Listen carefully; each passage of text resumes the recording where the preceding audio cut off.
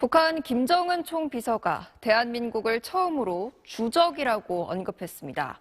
주권이 위협받으면 우리나라를 초토화해버리겠다고도 했습니다.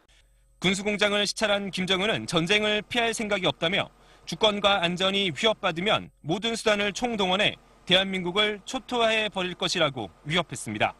그러면서 주적이라는 말을 처음 꺼냈습니다.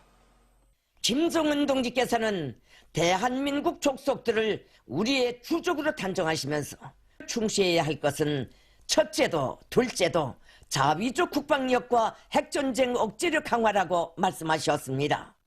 김 총비서는 지난 2021년 10월 주적은 전쟁 그 자체지 남조선이 아니라고 말했고 2022년 4월 동생 김여정도 남조선은 주적이 아님이 명백하다고 언급했습니다.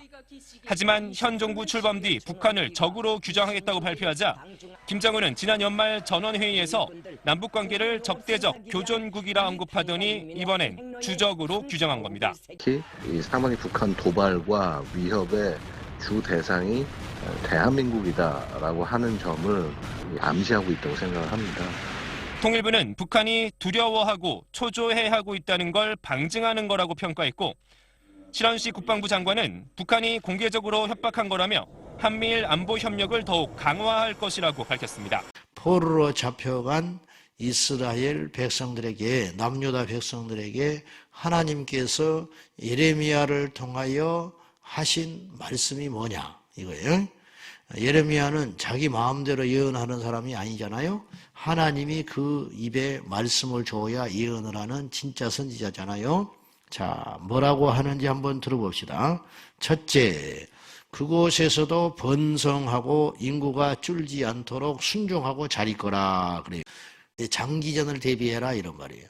거기서 반란을 일으켜서 대항하고 힘도 없지만 그렇게 말하지 않으세요. 탈출해라 그렇게 하시지도 않아. 너희를 잡아간 느부갓네살 정부에 잘 협조하고 그들의 지도자들을 위해서 평안을 구하고 있거라. 납득이 됩니까?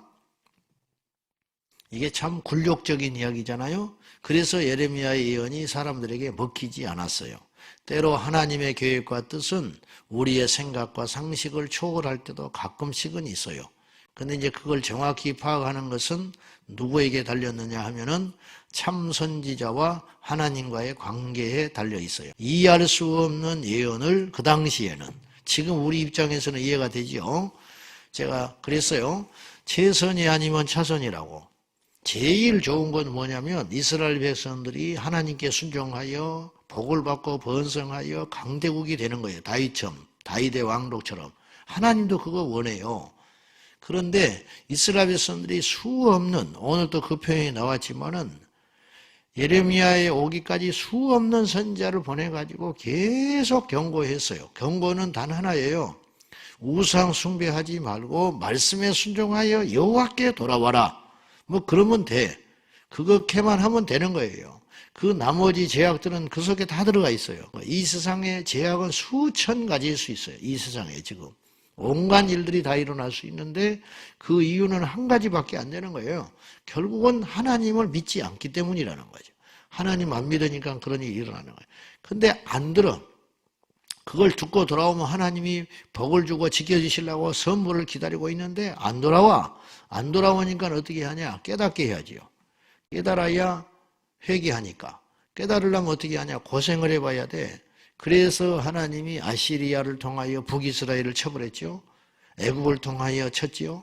그래도 못 깨달아. 남유다를 통해서 남유다에게는 바벨론을 통해서 치는 거예요 지금. 근데 치니까 괴롭지요. 괴로우면 지금이라도 돌아오라 이거예요. 근데 끝까지 정신을 못 차려.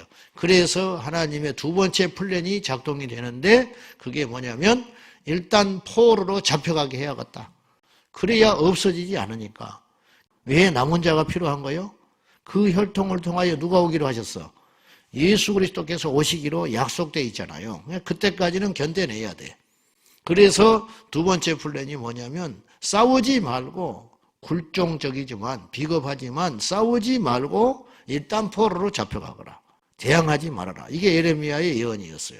가서 번성하고 있고 밭도 일굴고 까불지 말고 너희들을 다스리는 자들에게 평안을 구하고 순종하고 이끌어 일단 버텨라 이렇게 말하는 하나님은 그렇게 하고 싶을까? 아니잖아요. 여호와께서 이와 같이 말씀하시니라. 바벨론에서 몇 년이 차면 70년이 차면 70년이 차면 내가 너희를 돌보고 나의 선한 말을 너희에게 성취하여 너희를 이곳으로 돌아오게 하리라. 믿어야 되는 거죠. 약속, 소망을 가져라. 70년만 견뎌. 까불지 말고 답답해도 죽지 말고 살아있어. 여호와의 말씀이니라.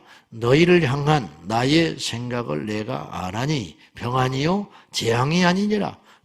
잡혀간 이스라엘 백성들에게 무슨 소망이 있어요? 나라가 힘이 있으면 그나마 앞으로 일어날 것이 있다지만 나라는 끝장난 것인데 근데 하나님은 소망을 이야기하고 있어요.